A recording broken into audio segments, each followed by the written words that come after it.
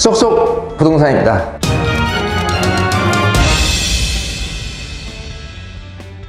오늘은 이제 모아타운 사업에 적합한 곳은 어디인가 라는 부분에 대해서 설명을 드리도록 하겠습니다. 자, 모아주택의 일종의 이제 가로주택 정비 사업은요, 가로 구역의 전부 혹은 또는 일부에서 시행할 수 있다고 소규모 주택 정비법에 나와 있습니다. 자, 그래서 가로주택 정비 사업을 제대로 이해하기 위해서는 어느 지역이 가로 구역의 요건에 부합하는지를 파악할 수 있는 능력을 기르는 것이 중요하다라고 할 수가 있겠습니다. 이 가로 구역은요, 도로 및 시설로 둘러싸인 일단의 지역입니다. 여기서 말하는 도로는 도시계획 시설 도로, 건축법에 따른 6m 너비 이상의 도로입니다. 용어가 다소 어려운데 좀 더 쉽게 말하면요, 승용차 2대 정도가 통행할 수 있는 정도의 도로라고 보면 됩니다. 물론 이 도시계획 시설 도로에는 4m 도로도 포함이 됩니다. 도시계획 시설 도로인지 알아보는 방법은 이 토지 이음 사이트 포털 검색창에 토지 이음을 치면 됩니다. 에 들어가서 해당 관심 지역을 검색한 후에 도시계획을 선택하면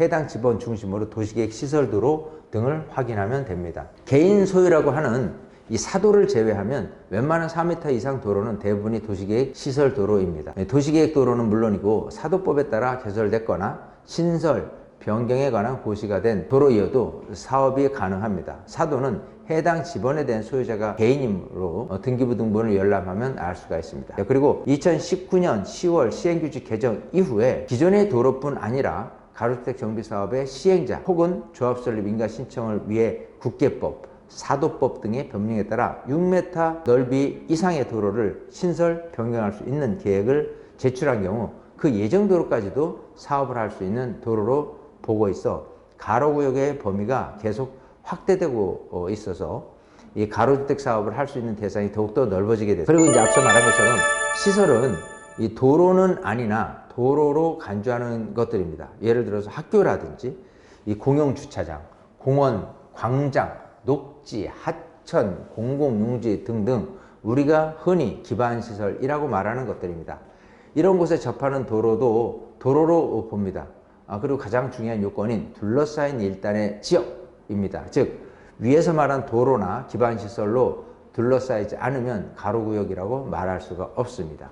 가로주택 정비사업을 추진할 수 있는 지역은 이 도로나 상하수도 등 정비 기반 시설이 비교적 양호한 지역이라고 할 수가 있습니다. 우리가 특히 인식하고 있는 재개발 지역과는 다르죠.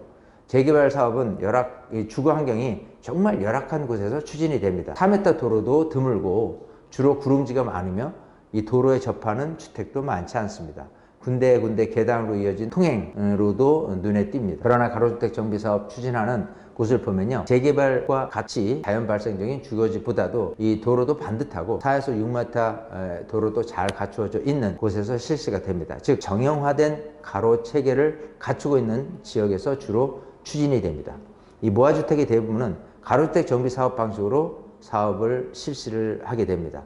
그 요건으로는 1만 제곱미터 미만의 면적을 가진 소규모 노후주거지, 또 토지 구획 정리 사업이나 택지개발 사업 등에 의해 이미 도로나 상하수도 등 정비 기반 시설이 조성된 노후주거지, 또 단독주택 및 다가구 다세대 밀집 지역으로 도로 여건이 양호한 소규모 노후주거지, 재개발, 재건축 사업 또는 이 재정비 촉진지구로 지정된 후 사업이 중단, 해제된 지역이나 대규모 도시정비 사업에서 제척된 소규모 이 잔여 구역, 도로나 상하수도와 같은 정비 기반 시설은 갖춰져 있으나 주민 자체 개량 사업이 힘든 곳에서 가능합니다. 자, 이런 개념으로 놓고 보면 서울의 웬만한 다세대, 이 다가구 밀집 지역들이 다 여기에 해당이 됩니다. 서울시 기준으로 경관 연수 20년 이상 된 주택이나 건물이 해당 지역의 57% 이상이 되면 모아타운 내에서 가로주택형 모아주택 사업을 추진할 수가 있습니다. 자, 앞으로 주택의 경관 연수가 20년이 넘어갈 수 있는 곳이 시간이 흐를수록 많아질 겁니다. 그리고 서울의 신규 공급을 더 늘려야 되는데 면적이 큰 곳에서 도시정비법이라는 다소 규제가 엄격한 법으로 진행되는 재개발, 재건축 방식보다는 모아주택 사업을 통해 공급을 늘리는 것이 바람직하다는 생각이 듭니다. 이 서울시는요, 모아타운 정책을 펴면서 정비사업에 판을 깔아준 것이라 볼 수가 있습니다. 이런 제도를 잘 활용하는 현명한 지역이 많이 나오기를 기대합니다. 이상 쏙쏙 부동산이었습니다.